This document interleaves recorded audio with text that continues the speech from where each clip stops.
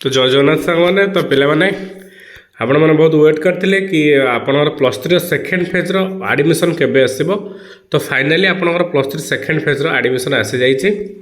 तो आम डिटेल्स देखा आडमिशन केबे कौन डेडलाइन रही कौन चेंजेस कर कौन रही सब डिटेल्स से गोटे वीडियो देखा। तो जब आम चैनल नुआ आसती निहत भाव में आम चैनल को सब्सक्राइब करूँ।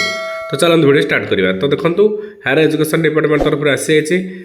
तो यही प्लस थ्री जो सेकेंड फेज्रे आपण मैंने क्यों मैंने अप्लाई करेंगे आने इलिजिबल हे देखो आप ये बर्तमान आम देखा कि the following category of applicants are eligible to apply. देखिए आम कौ देखो आम कौ मैंने इलिजिबल हे अप्लाई से विषय में देखा। देखो फास्ट देखिए applicants who have not apply during the phase on admission process due to various reason. धरतु गोटे पिला फास्ट रे एडमिशन जो फेज बाहर 1 2 3 आप चार्टा था fast selection fast second third spot तो चारिटा मन धरतु से कौन भी से करना एडमिशन तो सही पिला माने एडमिशन करेंगे। तापर देखो तापर applicants who are previously applied phase one admission process but not selected due to various reason. धरतु गोटे पिला फास्ट सिलेक्शन से एडमिशन करते किंतु सेमाने किसी कारण जो सिलेक्शन आसी नाला तो सेमाने अल्सो सी भी अप्लाई करेंगे। तापर देखिए एप्लिकेंट्स हु आर देखो applicants who are previously selected but not taken admission phase one the admission process due to various reason. से देखो धरतु पिलाटे से फास्ट सिलेक्शन एडमिशन करते जो तांकर सॉरी से देखिए फास्ट फेज रे आपण अप्लाई करते एडमिशन करनथिले सेवन करेंगे। आ गोटे कहबी कि जो पिला माने वर्तमान कॉलेज एडमिशन करिसेंती सेमाने मध्य अप्लाई करेंगे। तो जो मैंने केबे करना करेंगे जो मैंने करते पाई ना टोटाल 4टा सिलेक्शन से करेंगे। जदि प्रीवियस एडमिशन कर भी करेंगे बर्तमान जो कंटिन्यू क्लास कर फास्ट वन से भी करेंगे। तो चलो देखिए पुणी कौन रही चलते देखिए यार एडमिशन फ्री और डेडलाइन ये सब डिटेल्स आम देखा। तापर देखिए applicants who have already been admitted phase one admission also eligible apply to phase two. एटा कौन कहते ना जो मैंने फास्ट एडमिशन थे से सेकेंड एडमिशन करेंगे। तो बर्तमान ये समस्ते मैंने ये आम देखिले कि यहाँ आम समस्ते सबू पिला आपंकर एडमिशन कर माने अप्लाई करेंगे।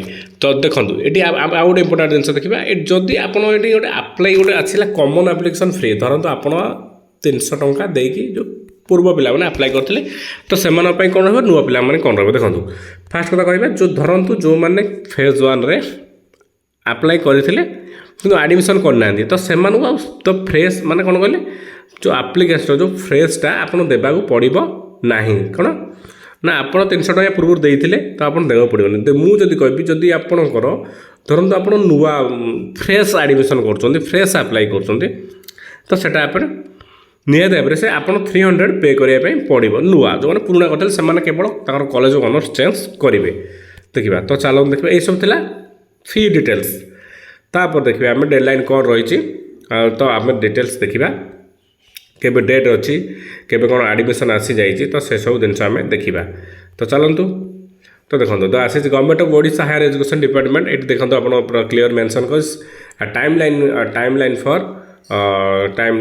For the fresh to admission on the UG course in the chance to higher education institute for the academic season year 25-26 आपणकर आसी। तापर आम देखा तो आमर धरतु आपण केबे आपणकर अप्लाई स्टार्ट हम देखो आपणकर अप्लाई स्टार्ट हो जाउची आपणकर 23 अगस्त 2025 तो आपणकर 23 अगस्त ठारू अप्लाई हो जाउची। तो देखिए आम तापर आप 23 टारू आप कौन करेंगे ना 23 रु आप 3 सेप्टेम्बर भितर आप अप्लाई करेंगे। तापर देखिए आम कौन रही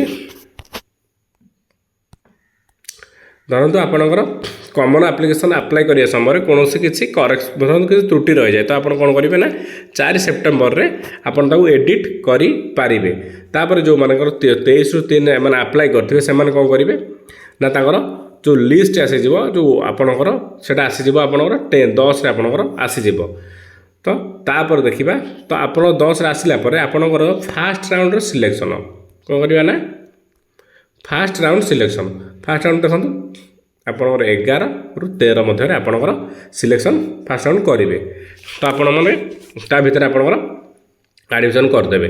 ଆପଣମାନେ ଦେଖିବେ ଫାଷ୍ଟ କଥା କି ଯେତେବେଳେ ପ୍ଲସ୍ ଥ୍ରୀର ଫାଷ୍ଟ ଫେଜ୍ ଆଡ଼ମିସନ୍ ଥିଲା ସେଠି 4ଟା ପ୍ରୋସେସ୍ ରହୁଥିଲା। ଫାଷ୍ଟ ସିଲେକ୍ସନ୍ ଆସୁଥିଲା, ସେକେଣ୍ଡ ସିଲେକ୍ସନ୍ ଆସୁଥିଲା, ଥାର୍ଡ଼ ଆସୁଥିଲା, ସ୍ପଟ୍ ମଧ୍ୟ ଆସୁଥିଲା। କିନ୍ତୁ ଆମର ଆପଣଙ୍କର ପ୍ଲସ୍ ଥ୍ରୀର ସେକେଣ୍ଡ ଫେଜ୍ରେ ଆପଣ କେବଳ ଫାଷ୍ଟ ଗୋଟେ ଆପଣ ଆପ୍ଲାଏ କଲେ, ଫାଷ୍ଟ ଫେଜ୍ ସିଲେକ୍ସନ୍ ଆସିଗଲା, ସରିଲା। ତାପରେ ଡାଇରେକ୍ଟ ଅଛି ଆପଣଙ୍କର ସ୍ପଟ୍।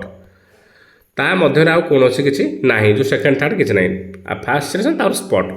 ଚାଲନ୍ତୁ ଦେଖିବା। ତାପରେ ଆପଣଙ୍କର ଆପଣଙ୍କର ସରିଗଲା ଡାଟା ଅପଡେଟସନ୍। ଧର ଆପଣ ଡାଟା ଅପଡେଟସନ୍ ଇନ୍ସପେକ୍ସନ୍ କରିବେ, physical reporting interested waiting list application ଯେଉଁମାନେ ୱେଟିଂ ଲିଷ୍ଟ ଥିବ ସେମାନେ। ତାପରେ ଆପଣଙ୍କର ଆସିଯିବ ଦେଖନ୍ତୁ ଆପଣଙ୍କ ମାନେ merit list amount wait listing the board website.